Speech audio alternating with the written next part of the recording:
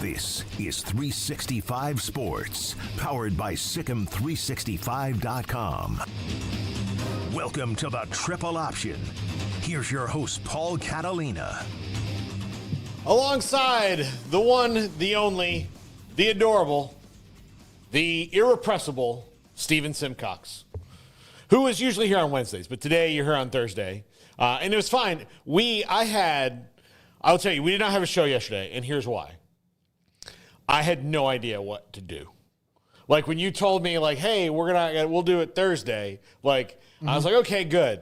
And then I spent all morning yesterday going, what should we talk about today? It'll be different than what we talk about on 365 Sports an hour later.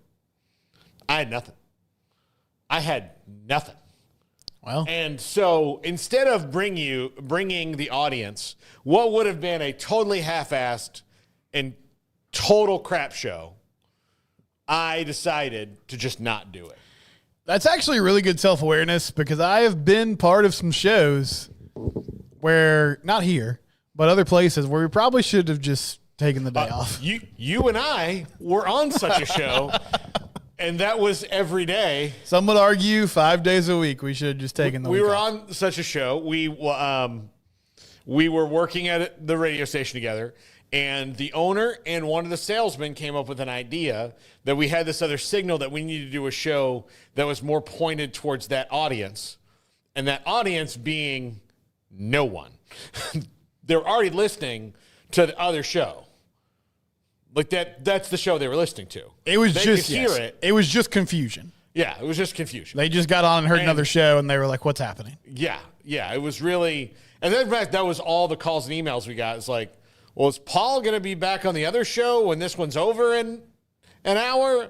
And I'm like, some days not.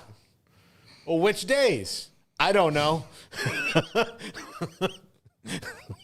And so the other co-host was Ward Weitz.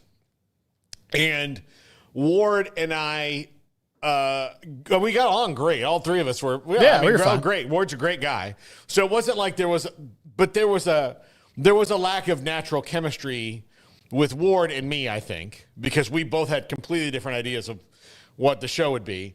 I didn't want to do it at all, so it was just a thing I had to do. I was in a pretty bad mood about it the whole time, and I might have created, with Ward's help, one of the worst radio shows ever, because what we would do is, if we could play a whole press conference of something, we did it.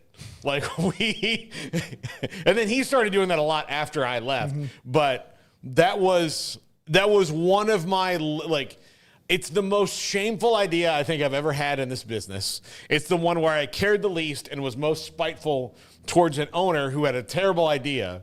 And I was like, look, if you just want something on the air, we'll put something on the air.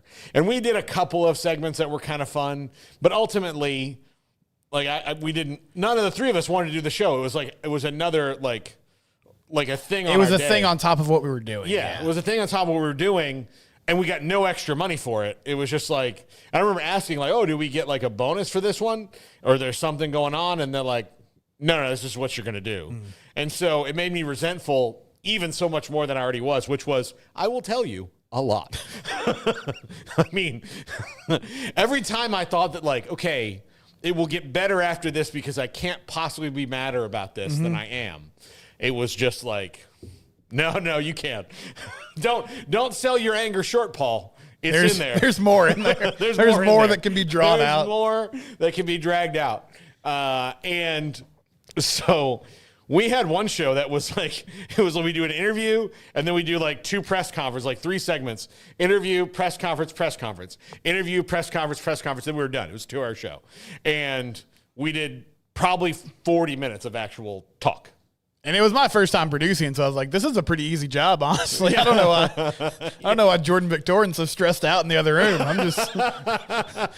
I'm just pressing buttons in here. It's fine. Yeah, and like basically, like I would be like, "Hey, Steven, we need a Gary Patterson press conference," and Jason Garrett, which having been live at many a Jason Garrett press conference, I should have known and been respectful enough of the audience to know that 25 minutes of such a thing. It's not Dave Chappelle at the Apollo. No.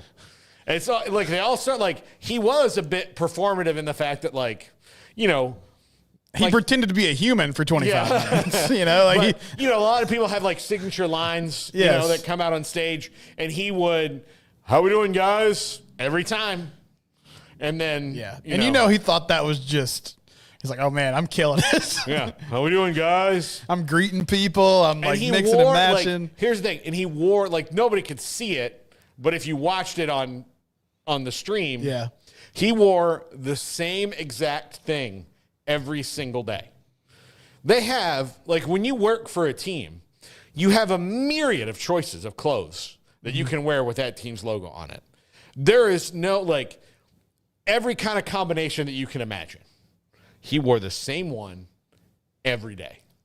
And it's funny how I've talked about this before, but personality stuff, like when we talk about coaches and the personalities, it all comes back to whether they win or not. Mm-hmm. So if you're a winner, then a lot of the quirky personality stuff can be funny or fun. Yeah. I'm struggling to think of people, but right now I'm just thinking of San Antonio Spurs players. But Tim Duncan, right? Yeah. Like very just, not a super gregarious guy, funny, but like very mute or muted. I guess I should say Kawhi Leonard was that way until he found out he was actually kind of a diva in some ways, but he's a very quiet person and kind of keeps to himself. Kawhi is the kind of one that like sends his guy in to do like the talk to the coach. Yes. Like the coach wants to talk to you and is like, "No, just you just go talk to him." And then report back to me what he said. And then the coach gets mad. He's like, no, I want to talk to you. Uh-huh. Like he seems to be that kind of guy to me. They'd be like, "Well, Kawhi's feeling really shy today." like he's not like, he's like, "Oh, no. I'll tell you, like Earl Weaver with the Baltimore Orioles back in the day was like an absolute ridiculous character and yelled, but they were winning. I mean, they were winning. They had Jim Palmer and Cal Ripken. They had all these good players, Lane Kiffin's kind of this way now. It sort of went, it kind of turned at the end of the season when he started just like whining about playoff. Yeah, playoff position. We deserve to be in. It's for a really month and a half. hard out here. My job is harder than BYU's. Oh, Yeah, but for a while it was like, oh, Lane wins and he's funny and he likes to get on social media and share memes. Like that was sort of endearing. And then while the flip side of that, when he was losing, it was like, look at this Nepo baby just being weird and mean to people. So yes, and Paul, can I start the show by airing my own grievance here as well? Would. I would like it. I like a grievance. I go to a grievance. Okay. So when we started streaming television, the cool thing about it, right, was that we were going to get to pick our own stuff. Yeah. And it was supposed to be awesome because in theory you'd spend less money than cable. Yeah. So how do you watch the Boston Red Sox, Paul? Do you get to watch the Red Sox? Okay. So the last couple years I have eschewed my MLB subscription because watching the Red Sox every night would have hurt my marriage. I understand. Okay. They were bad enough to where she would have been like, "Hey, do you want to watch something else?" I'm like, "What's the point of life? Like, why are we here? Let's just move into a cave in Tibet and contemplate existence because this is garbage." Then they have like little streaks where I'm like, "Hey, maybe I can live distance like $40 for the rest of the season." Like they're in second place right now. Like they're on a run and then they lose 9 games in a row. I'm like, well, I'm glad I didn't waste that $40. Sure. So I am in a wait and see mode about them this year, but I direct TV for a long time. So I had the MLB package. It was something they bonused me one time when I complained about my bill going too high, which they used to, like when DirecTV was owned by DirecTV and no one else, you could call up and be like, listen, you sons of bitches, you raised my bill and I'm irate. I'm gonna go to I'm like Grande or something. Yeah, like, you know what? This Dish Network, by the way, Dish Network, one of our sponsors. But my bad. Hey, Garrett, strike the other cable company I mentioned. No, but anyway, but yeah, no, I'm like, listen, Dish Network, yeah, that's a way hotter chick than you are right now, bro. You know, like, yeah, I'm gonna go with Dish Network, and then you'll pay, and then be like, no, whoa, don't leave. Here's a bunch of stuff we'll get. Like, you could never pay for HBO. Like, as long as we own this company, you will not pay to watch The Sopranos. Great, awesome. And you know what? You're a sports guy, so why don't we'll give you the NFL Sunday ticket for free, and you pick one. One time they said, just pick one, basketball, baseball, hockey that you want. We'll give you that one for free too. And I was like, well, baseball. Let's do that. Yeah. All right. Okay. I'm glad that you guys are seeing things my way. This is customer service. And then when AT&T bought them and I would do that same thing, they'd be like, we're not afraid of you. Garrett, do you watch the Stars on Victory Plus? I do. Okay, and it's all free, right? So right now the Stars are. I feel like the Rangers are charging you. Rangers do charge. Yeah, so the Stars are free. That the other night, and the Rangers are charging. The Rangers, like a lot of MLB teams, the local like regional network model is failing miserably. Well, and yes, because they want to go to streaming. The Rangers and many other teams made a deal with Diamond Sports Group, which is owned by a company named Sinclair, a company that mostly owns local news stations. That's how they made their billions and billions of dollars. And we're also in trouble of, they were a very, pro-Trump organization that was so kind of messed up that even during the previous Trump administration, they were in trouble with the FCC. Mm-hmm. Like, even they were like that, like, hey, we appreciate all the copious amounts of love and ridiculous propaganda that you give to us, but also you can't do this like the way you're doing it. So Victory Plus, and listen, I understand this is not like a crazy amount of money. It's basically $150 one time for the entire year. Yeah. And I'm fortunate enough, like I could do that if I wanted to. And my wife, if she was watching this, would probably say, maybe take your lunch and stop eating out 3 times a week. And you could do this, but that's, but anyway, I'm already paying for Disney Plus and Hulu and ESPN Plus. And because of like my family situation, I'm not going to sit down and watch like 5 Rangers games a week. I'm probably only going to watch bits and pieces of each one.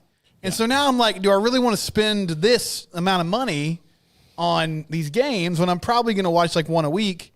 And like all good millennials, I steal my DirecTV login from my in-laws. And so I use a bunch of their apps and stuff. And then like I steal HBO from a former boss of mine. Peter, if you're watching, please don't cancel your subscription. And, I got a few other things like that. But, dude, I thought the whole point of this was like we were supposed to be liberated, and we're supposed to just be paying a few dollars here and there, and we wouldn't have to. But now I'm spending all this money, all these different things, and I want to watch the Rangers, but I'm like, I don't want to. If I'm not going to use it on a regular basis, I don't want to spend. Look, we're in the same boat for different things, and I was actually having this discussion with Amanda yesterday. As I feel confident about the way the roster is constructed for the Red Sox right now. Mm-hmm. Not a great first weekend, but I mean, who cares? Like. If we get to May and this is a problem, then I'll know. So, but I don't know whether to get like just the Red Sox on Nesson or to do the whole MLB package, because I do like to watch other games sometimes, although the old school announcers have, died off enough to the way I used to watch the Dodgers a lot because of Vin Scully. So it was well worth it because you could just pop on a Vin Scully broadcast and be like, all right, well, I'm going to listen to the smooth jazz of Vin. And and he was just so he's so good. Yeah. Every game he didn't have a color analyst, didn't need one. And he was just up there in the booth and he was just telling this story. And I would liken it now to listening to a really interesting podcast. like with a baseball game in the middle of it. Like, he'd be like, Mookie Betts stepped to the plate. Mookie Betts went to Vanderbilt. Here's an interesting story about Vanderbilt. And like he would like tell this story and you're like, wow, he really did his research. There's a double down the left side. And Will Smith comes in to score. That's going to make it 2-1 Dodgers, bottom of the third. And you're like, man. So good, yeah. It's so good. And then he'd be like, all right, coming up to the plate now is Max Muncy. Max Muncy went to Baylor University. And then he'd like tell some like great story about Baylor. And then you're like, Muncy strikes out. That's the end of the inning. We'll be back after this. Don't forget to check out our sponsor, Kaiser Permanente Hospital. And then he'd just go on and you'd be like, how in the world does he do all this? Does he do all this? And it's not like, if I told this to anyone like Emery's age, mostly, I'm giving it Emery credit. Emery would probably have enjoyed it because he's a connoisseur, a man about town, a raconteur. What was the last one? Raconteur. Okay, that's a new one for me. Yeah, that's what he is. You and I have never been raconteurs. Emery's a raconteur. But you try to explain it to somebody, like if you try to explain it to like a teenager, you're like, so it's like a podcast with a baseball game in the middle. Like, what kind of podcast? Like, well, it's a baseball podcast, but he talks about so many things. It's just really done. He's got this really great voice. It's very relaxing. And then they'd be like, no. Yeah. That sounds, no, thank you. That sounds awesome. so it's going to stop and he's going to talk about the baseball game for a couple minutes. Yeah, but it's just so like artfully woven He in. just weaves it in and out. Yeah, So and one of the things it's a little different now. I loved when we had day ranger games because I would go home, I would lay on the couch, I would turn it on, and I would like drift in and out of a nap. Like when things happen. Baseball is a great sport to listen to. I don't have it on the TV, but like to listen to because like you can have it on the background and do a task. And then like when something happens, you can like Engage. Yeah. Yes. Yeah. I love that about it. And so the Rangers for a while had the best combo, in my opinion, of TV and radio. The Red Sox did like too as well. And then like the Rangers TV went through like a bunch of changes in like a couple of years, And so it has been a while since I've really watched them regularly on television because I didn't have the package and then like their whole thing. So yeah, no, I'd like to do it. I just don't know what I should do because I want to watch the Rangers quite a bit too because I enjoy watching them. Sure. Yeah. Yeah. Yeah. I don't know. I'm in this spot now, and I'm like, man, this is not. Like most things, we took a good idea, and then it's honestly, it's kind of like NIL in the transfer portal. It's like we took a very good idea in theory, and then we just greedy people got involved, and now it's crazier than we thought. That is our true American skill of like, I mean, think about like, I know you don't know this. Garrett and I know this because we're in our 40s. We remember a time before supersizing was available. Oh, yeah. So, like, you would go and you would get a normal-sized meal and you would eat it and you were full, So you would go and you'd get a quarter pounder with cheese. And if you wanted a large fry, you could get a large fry, but usually you'd have to split that, with someone. But then they said, hey, what if there's a bigger size than large? And they're like, how can you do that? And they're like, we're America. We can do anything we want. Like, look. Do you ask the bald eagle how he kills his prey? No. All right. That's not what we do here in America. And they're like, what if we said supersize? And then we made it like an inch bigger in the box and put like 12 more fries in there. Not enough to where it was really going to hurt us. Just mentally, yeah. Just mentally, and you then we're feel going like to charge, more. an extra a nominal thing. It was 30, and initially it was like 39 cents. So like 39 cents, that's less than 2 quarters. I'd be stupid not to get these extra fries. Look how much the bigger the box looks on the picture. Oh, and a drink? Oh, wow, I could swim in that thing. Sure, I'm thirsty. Why not? And we did it. And we just let him get away with it. Just let him get away with it. And then it became 99 cents and $1 and all and all and all. And still, it's only like 10 fries more than you were getting. You know, It's not a big difference. No. So much so they've had to like go back in the other direction because fast food's gotten pretty expensive to where now all these places have this thing where you get like 3 different things that are normal size for like $5. Right, like the 3 for $4 or something like that. They do that because people are like, wait a minute, I'm onto your game. And then they'll just raise the price on that slowly over time. And you're like, no, you tried this supersizing. We caught you on that. Did you see that story that DoorDash is now letting you like finance? Yes. Basically, it's like you can do it in installments. Yeah. And I mean, like, listen, I've been through some hard times. I'm like one emergency away from some more hard times. But if you have to finance a cheesy gordita crunch, like, let's just look in the mirror, please, because that's some things are going wrong. You might need to pick up a second job. Yeah. I mean, like, and look, it does. Or just make a sandwich instead. Exactly. That's not good. Finance it.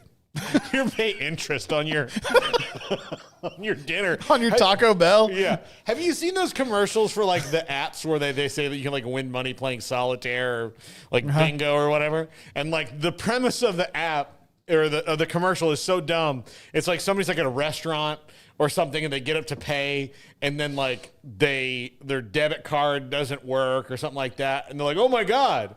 And then someone's like, I want it playing cash grab. And then like they hurry up and pay it and then like pay with their phone.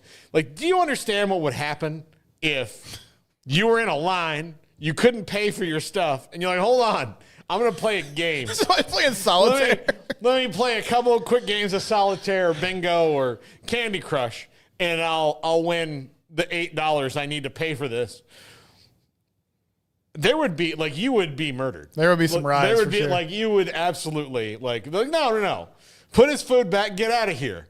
Go get a job, pal. Yeah. I mean, no. This is as good as money, sir. It's an IOU. That's so absolutely ridiculous. So. Steven, we'll talk about the Final Four towards the end of the show because we have a good wheel topic today, which you're going to make me pick shooters. Yes, right? We're doing, season on the line, game on the line. I've got 2 people in each little slot. Who is Paul going to pick? I tried to group them either by school or by similar style of play, similar era. So it should be fun. Yeah, no, I'm looking forward to it. So I want to start out talking about, we'll do a couple Cowboys things because you are the only fellow Cowboys follower of the group of co-hosts. So the Cowboys traded a 5th-round pick, with which they have 3. They had 4. They've already traded 1 away for Kair Elam. They traded another 1 away, and they got back a 7th-round pick and quarterback Joe Milton from the Patriots. And they were going to draft a quarterback probably with that pick that they traded away. And this year's quarterback class is not all that robust. So we're talking about somebody like Tyler Shuck or Kyle McCord or, good college quarterbacks not really getting you excited for the NFL. I'm going to say something I have not said about the Cowboys in a very long time. You like this one? I love this one. I think this is really good. He's got potential. He's got a cannon. We saw him at the end of the year last year, start a game against the Bills. Now, granted, they were playing their backups, but he threw 22 for 29. He's an NFL player. An NFL starter, I don't know, but he's an athletic upgrade over Cooper Kupp, and he's a talent upgrade over Trey Lance. Now, Cooper Kupp's gone in Baltimore. Can't do anything about that now. Yeah. But Cooper Rush. I know what you meant. Yeah. So they're 2 Cooper very Rush. different players. Yeah. Cooper Rush. So this is the first move they've made where I'm like, okay, smart move. And I like it because they're going to they needed a backup quarterback, and now they don't have to, they've essentially made their draft pick already. I like it too. They've had a revolving door of backups, and I don't say this in a bad way. I think this is there's a lane for these types of guys.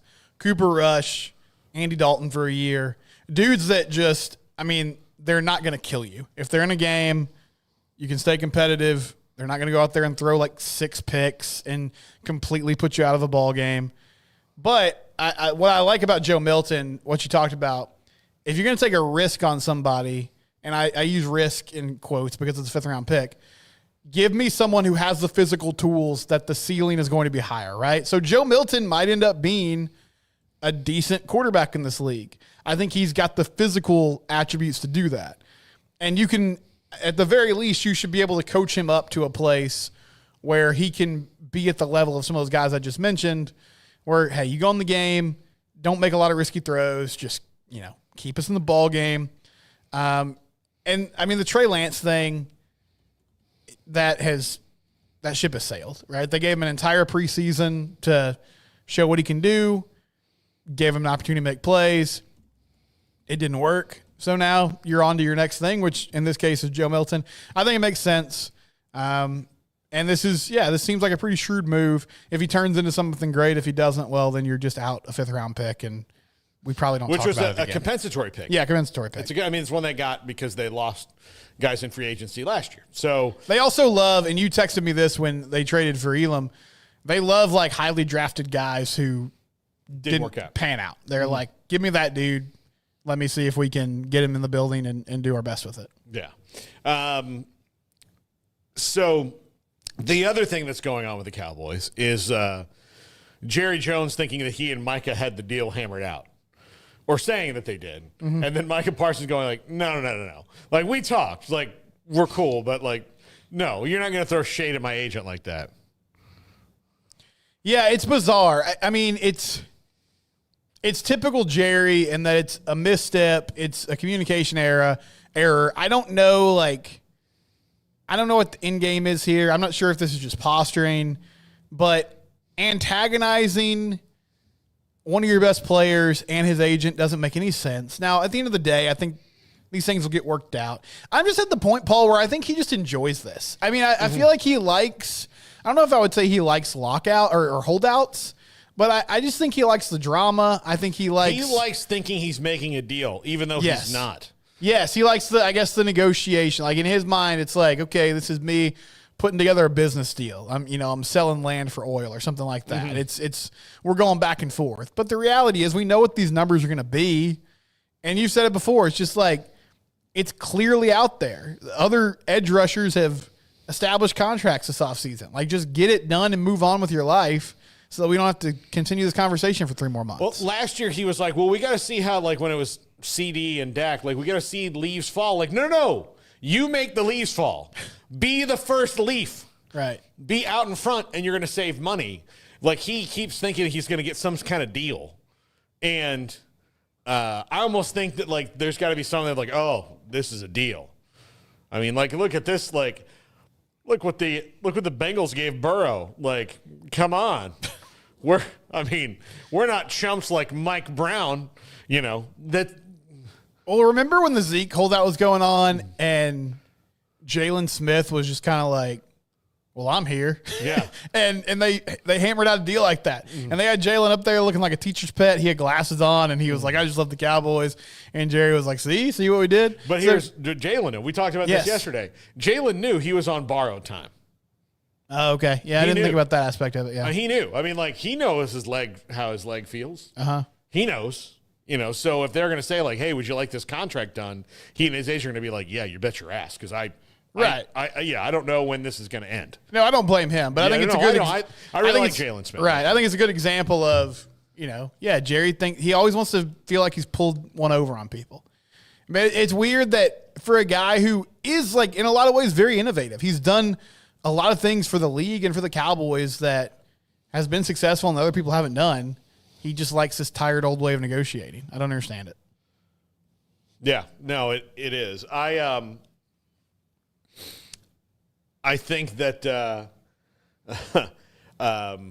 he just. I mean, it's more antics. Mm-hmm. It's just antics, and I don't even know the agent's name. Yes, you do. You've negotiated many a contract with him, and if he says he doesn't know it, and he genuinely doesn't know it, then there's another conversation that has to be had, which is, oh, Jerry. How far do you feel like they are from the Eagles and Commanders right now? Oh, they're... Like, how much of a gap? They're a 2-game minimum gap to me. The Ari Temkin said this to me at Big 12 Media Day, or Pro Days. Will McClay is so good at his job it has kept the Cowboys from realizing how far away they actually are. He is so good at drafting, so good at it. Because he really is. Like, this is how they can stay in the conversation. If Will McClay ever left and they hired just some other guy and they said, listen, we're not going to spend much in free agency. We're not going to make super aggressive trades. We're not like, we're going to be right on the doorstep a couple times. And they have been right on the doorstep a couple times. And the one thing we need, we're not going to go get it because we're trying to build for a future that's never going to come. And that's the Stephen Jones part of this. Stephen Jones is trying to rebuild a dynasty that can't exist in the same way it did before. Right. Like, we've had 2 dynasties since the Cowboys, the Patriots and the Chiefs. And they have one thing in common over both of them. The best quarterback of the era was playing for them. The Cowboys did not necessarily have the best quarterback, although Great Aikman was one of the greats. They had the best roster. And then the salary cap hit, and they haven't been able to do that since. And both those dynasty teams, even with the greatest quarterback, like suffered their own, lapses or embarrassments too. Yeah. It's just the nature of it. Yeah, it's hard. But they're also the Patriots were ahead of the game on a lot of things until they weren't. Right? Until everybody kind of figured out what they were doing. And then the Chiefs are more or less ahead of the game. They don't have to be as ahead of the game because Mahomes is just so fantastic. Right. But that's where the Eagles are right now. They're just ahead of the game of everybody else. They're like the chess versus checkers thing is where they are. When we come back, a short segment about why is A&M always the bridesmaid and never the bride?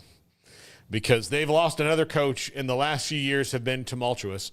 I'm curious on Steven's opinion on this. This is the Triple Option on 365 Sports.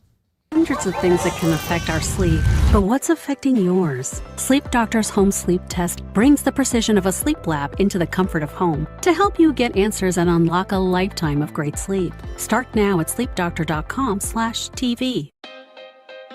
Escape into fitness with the Schwinn IC4 bike, providing a premium, heart-pumping indoor cycling experience that combines digital connectivity with superior Schwinn quality.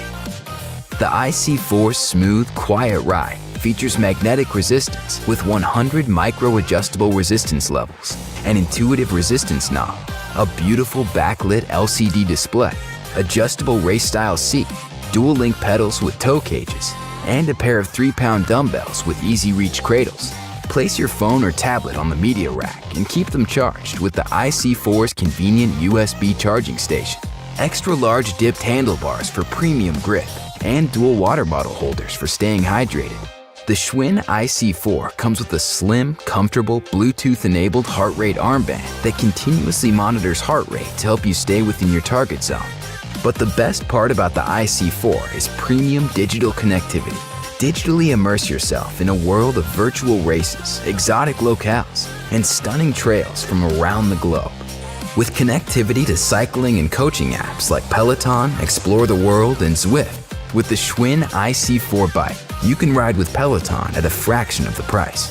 Don't limit yourself to one digital experience. Pedal through dozens of scenic destinations, controlling your pace by speeding up or slowing down. Fitness was never meant to be put in a box, and neither were you. Escape the everyday with the Schwinn IC4 bike, your ticket to a life well lived.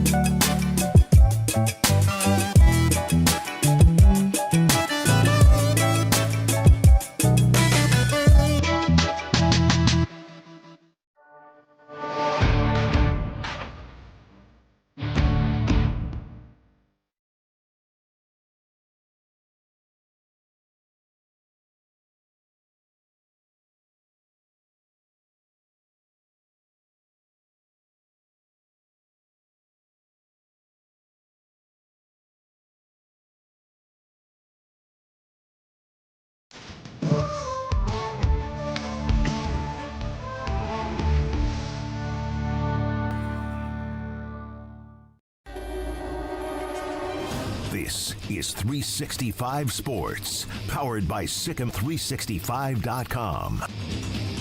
Welcome to the Triple Option. Here's your host, Paul Catalina. Welcome back. Paul Catalina, Steven Simcox here on the Triple Option. And Steven, Texas A&M is Sands basketball coach right now. And Buzz Williams left them to go to a pretty chaotic situation in Maryland. They're always the bridesmaid and never the bride. I think part of it is they have unrealistic expectations of themselves. I don't think they have the right focus where it needs to be. I think they're too obsessed with Texas. But also, like Chris Beard apparently was in deep negotiations with them, according to several, like Pete Thamel, Jeff Goodman, people who would know, and then got what he wanted at Ole Miss and decided not to leave, which I don't think he ever intended to go to A&M. I think A&M is a great person to have a coach opening when you need a raise. And I think he got that from Ole Miss because I don't think he ever intended to go to A&M. Right. A little negotiating tactic. Yeah. So, and maybe I'm wrong. Maybe he thought about it, but I really think that if he really wanted to be at A&M, he could have gotten everything he wanted and moved. So, has anybody ever coached at Texas, and Texas A&M? As a head coach, I can't imagine. I'm sure there's some assistant coaches out there. I know that's a random question, but yeah. I'm sure there's plenty of assistant coaches who have probably made that little trifecta. Right. But a head coach, no. No way. No way. I mean, Emory Bellard coached at Texas and A&M. He wasn't a head coach. He was assistant and then a head coach. Dana X Bible was Texas and Texas A&M. But I don't think anybody was I don't know. I mean, maybe there's someone, but the Texas A&M thing, I think the unrealistic expectations are part of it. But every fan base has that to a certain extent.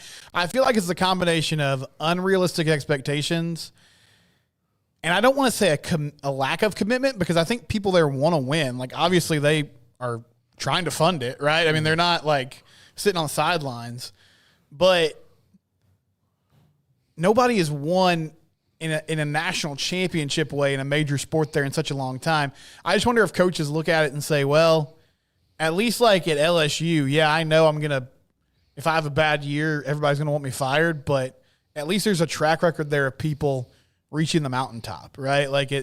At Alabama or at Texas or at other places in the SEC, there's unrealistic expectations. There's a ton of pressure, but there's actual sustained success that I can point to and say, hey, I can do that here. Yeah. And it feels like A&M, there's a weird tension with that. They're a stepping stone job for most things. Mm-hmm. Or they're they're a place you go and you think this is it. I'm going to make this the big time. And then after that, your professional opinion of you changes.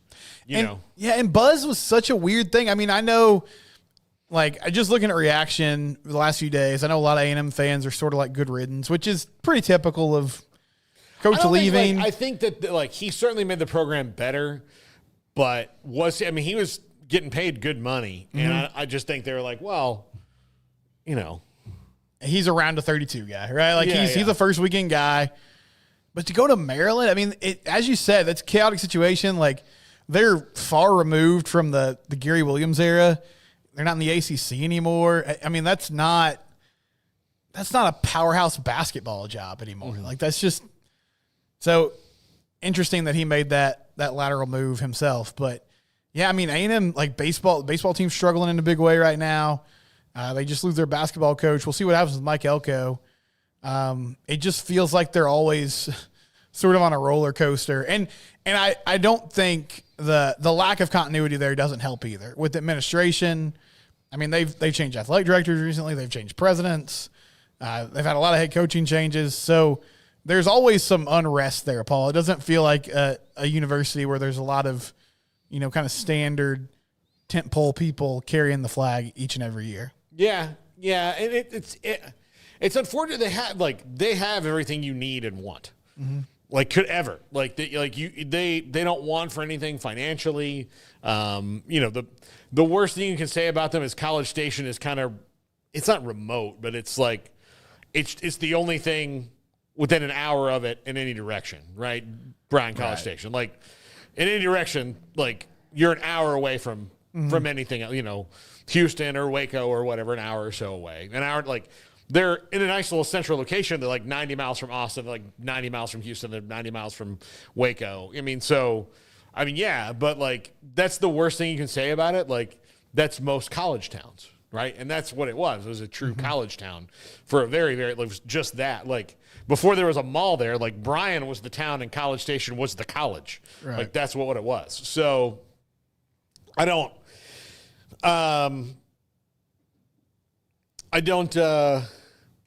Like, I just don't know how they feel to me a little bit like the Mavericks used to be when they were trying to find free agents. A running buddy for Dirk. Like, all these people were like, yeah, I'd love to come play with Dirk. And they would come to Dallas. They hang out with Mark Cuban. They would like float some stuff out like, oh, really? There's not the state income tax here. Wow, that's awesome. The Orlando Magic suffered this a little bit too. Like, where they're like, oh, yeah, that's great. No, I could be here and I could, like, this could be my team, the Orlando Magic. Oh, great. And then the Lakers are like, well, how about $5 million more? And then they're like, oh, yeah, I mean, that's all I really wanted in the first place. Yeah, the Mavericks. Chandler Parsons and, like, spent the night at his house. Oh, my gosh. Chandler Parsons. They had the DeAndre Jordan debacle. Oh, DeAndre Jordan. Chandler Parsons went and yes, Chandler signed, and DeAndre did too, or he didn't sign, but he had committed, and then Doc Rivers basically held him hostage in Houston. Yeah. But, yeah, they were always third on somebody's list. I was actually talking to somebody about this the other day. We should have known the writing was on the wall when the Mavs made a big push for Darren Williams and lost him to the Nets. And that, I mean, this was, in fairness, this was peak Darren Williams. Like, this was at, the peak of his career, but still, I mean, it's Darren Williams. Like, if you're striking out there, maybe you should take a hint. But the state income tax isn't a big deal. Right. Like, it's not like, to me, it's not that big of a deal. Like, everybody says that. But then, like, okay, if that was a big deal, then they would get, like, that would be a real draw.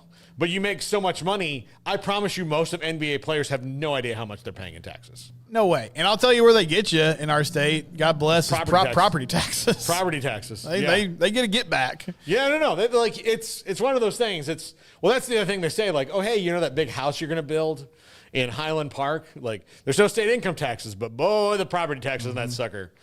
Oh, they're coming for you. Yep. Get ready to just give one of your checks to the Highland Park School District. Yeah. I mean, so yeah, you're going to build this house up in Prosper or, Frisco, like wherever you're going to be. And man, there's no state income tax, but you get that property tax bill and you're like, oh, this is why my mortgage is so high. This right here. Yeah. No. I remember like a couple years ago, like opening up my mortgage statement for like in January, and it was like up. And I was like, what? Like, no, it's been this much for 4 years or 5 years. It was just up. And so I like looked and I was about to call them and like, hey, listen, guys. This isn't direct TV. You can't just upcharge me. I was like, hey, I was going to call up and be like, hey, I'm a little confused. Like, did I not read something like, oh, by the way, in the 7th year of your mortgage, we're going to sneak something in. Still kickback. You, as you know, that's what you do for a living. Doesn't work like that. Yeah, don't work like that. But, again, my first house, I was like, did I miss something in a fine print? And then I just looked at it and I was like, oh, well, why are my taxes higher? Then it started me on like like going down the, Texas state government rabbit hole of like, oh yeah, there was a hike here and, your school district got assessed here. I'm like, oh, these kids can barely read. What are we doing? What do they need? Yeah, hold on. Yeah. Now I got to be like one of those things where you shouldn't like, well, I don't have any kids. Why am I paying for the schools?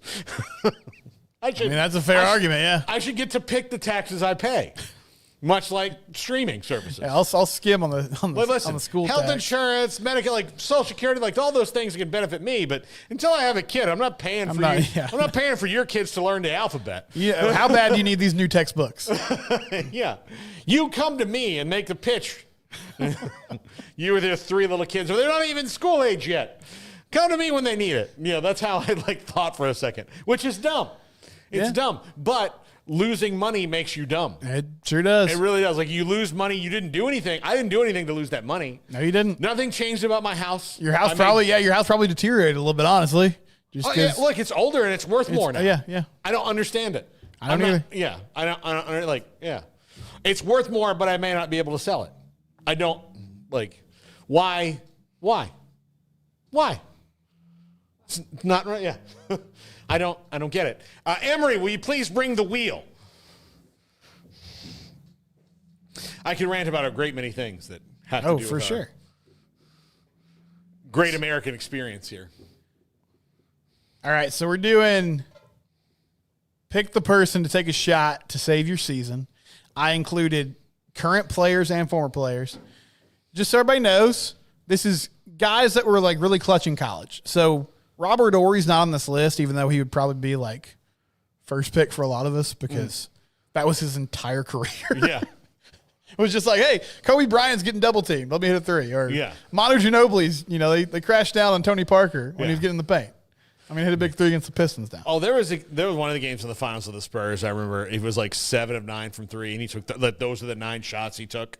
Yep. And then he got fouled a few times, but like, Yeah, that's what he does. Good Yeah. for him. All right, here we go, Paul.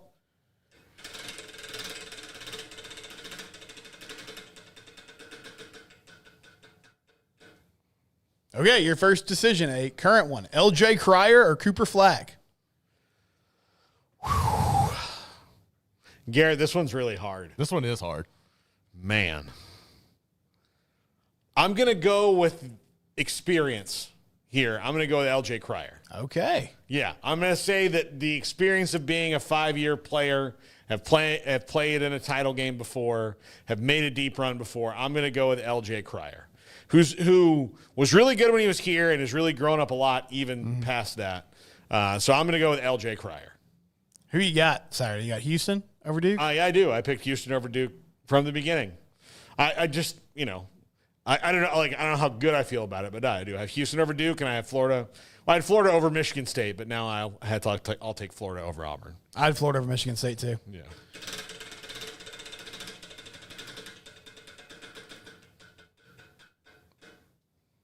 All right, we'll do the other current one. Walter Clayton or Johnny Broom? Janai Broom. John Broom. I'm going to say Walter Clayton. I like Janai Broom.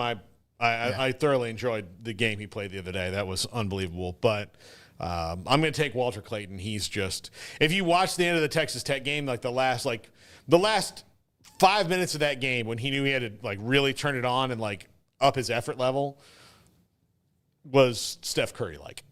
Yeah, he was special. Yeah. All right, here we go.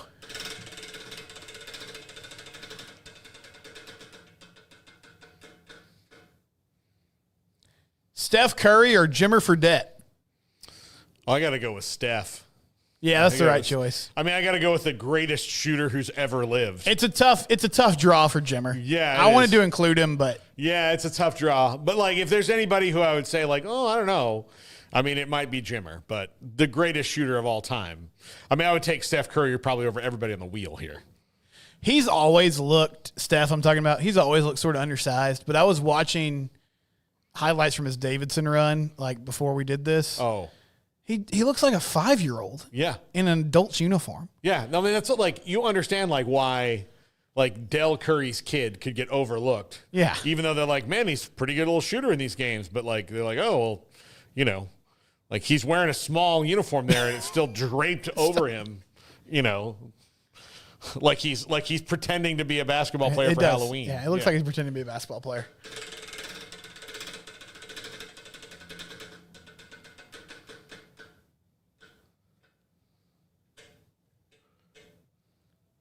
JJ Redick or Gordon Hayward?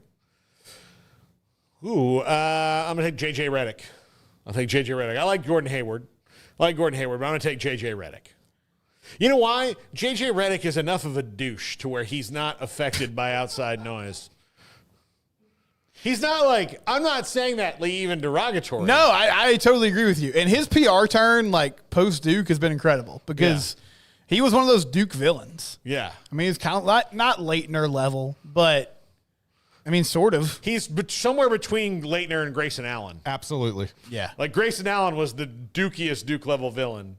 You know, Leitner, I never got the villain thing with it. Of course, I was really young, and I thought he's just really good. Yeah. I just thought they were like really cool back then. Right. I was never a Duke fan, but I always kind of thought like, I remember like the moment I fell in love with March Madness was the Leitner shot, just because the moment was so unbelievable. But right. Yeah.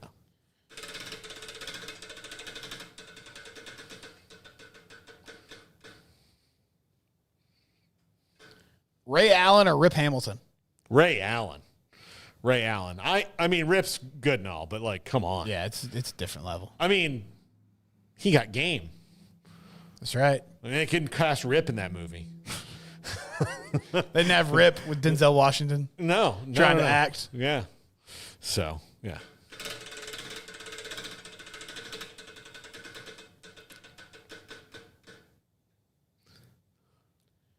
Carmelo Anthony or Dwayne Wade?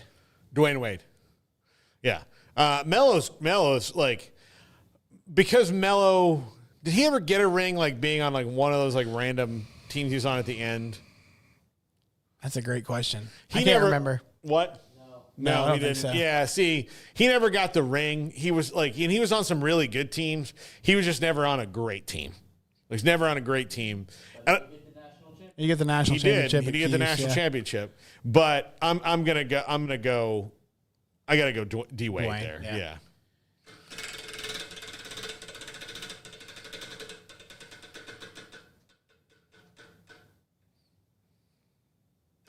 Shabazz Napier or Kemba Walker? Oh damn.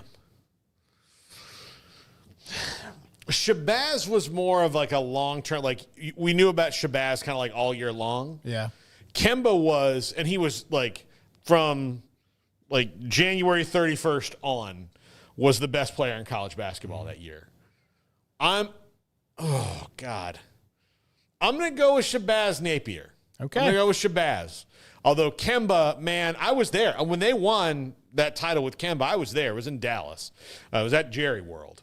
And it was he was spectacular. He was great. He was spectacular. Yeah, one of my worst takes ever was I really thought Kemba was going to take the NBA by storm. Like, I was like, man, Charlotte Bobcats, here we go. Yeah. You got your guy. He was a bit like, he was on a run, like, if you could compare it, he was like when Jeremy Lin had that run for the Knicks, but like with UConn, like that's kind of what it was. It was like this perfect little thing, and then he just never. Yeah, starting in the conference tournament, had that buzzer beater against Pitt, and then just like took that heater all the way through. Yeah, but he was playing well, but like he was playing well about a month before that. Yes. Yeah. But like not to that level where it was like you couldn't, after he got that, it was like that was like the injection that just of the super soldier serum that lets like oh, okay, here we go. You couldn't stop him. Yeah. He's great.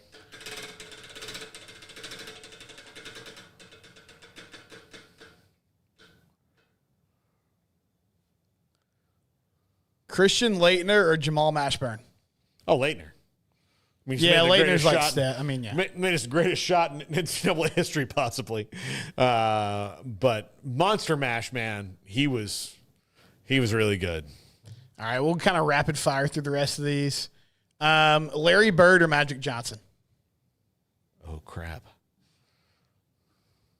That's a real Sophie's choice right there. Yeah, there's no real wrong decision. There's no real wrong decision. I'm going to go. You know, and since every decision in his life has had no consequences for him, I'm going to say Magic Johnson. All right. Listen, look, I mean, I know you guys are laughing, but well, I mean, conspiracy, like things work out for Magic Johnson. Like he's the first person who got HIV and it all worked out for him. He got way richer during the process. Not only that, we found ways to treat it. Like it was like the best thing to ever happen to AIDS was Magic Johnson. Hadn't made that fact. Or the worst put thing. that together. The worst One of- thing. yeah, one of but the two. like, again, if I told you that in 1991, the world stopped when one of the greatest basketball players of all time told us he had this disease, and we thought in a year he's going to be dead, it's going to be bad, all of this. And then I told you, no, none of that's going to happen. 30 plus years later, he's going to be a billionaire and own parts of 3 major sports franchises because he's got a bit of the Lakers, he's got the Dodgers, and he's got the friggin' Commanders. Movie theaters galore, more Starbucks franchises than Howard Schultz, the CEO of Starbucks, owns, and countless other things. You're going to be like, no way. This guy's going to be dead in a year or two. Nope. 35 years later. Yeah. Still doing it. All right, Bill Walton or Lou Alcindor / Kareem Abdul-Jabbar. Oh, Kareem wasn't in constant pain. Do you do a Bill Walton impression? No, I can't. I've been trying for years. I can't really get it. He's tough. Like, he's got this like he has peanut butter in his mouth a little bit, and I can't. He talks a little bit in slow motion, but he's also got I don't know. I wish I could. All right, 2 guys who hit big shots for Cinderella teams: Bryce Drew or Ali Farouk Manesh. I am obligated by my marriage to say Bryce Drew, and that Ali Farouk Manesh does not exist. It is a conspiracy put on by the deep state.